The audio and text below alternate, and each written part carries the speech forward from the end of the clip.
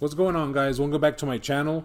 The Smoking Beard here, bringing you another video tutorial on how to use your pressure washer. In this video, I will show you how to use your soap dispenser on your pressure washer the way it is intended to be used. But before we continue, don't forget to like and subscribe to my channel to keep up with the latest and greatest it has to offer. Now, I did feel compelled to make this video due to all the hate I got from my previous video showing you an alternative to using your soap dispenser. You can check out that video and comments by clicking on the link at the top of this video. In order to activate the soap dispenser in your pressure washer, you have to use the proper tip. My pressure washer comes with 4 tips.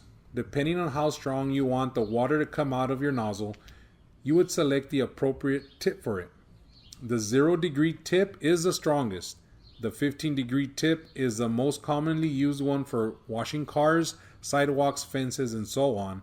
And the 40-degree tip is the least strongest.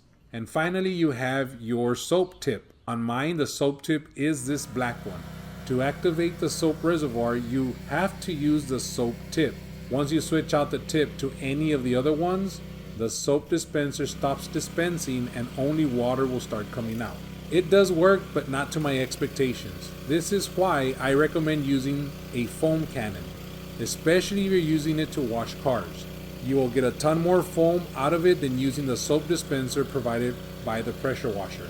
I'll leave a link in the description below if you want to get your very own.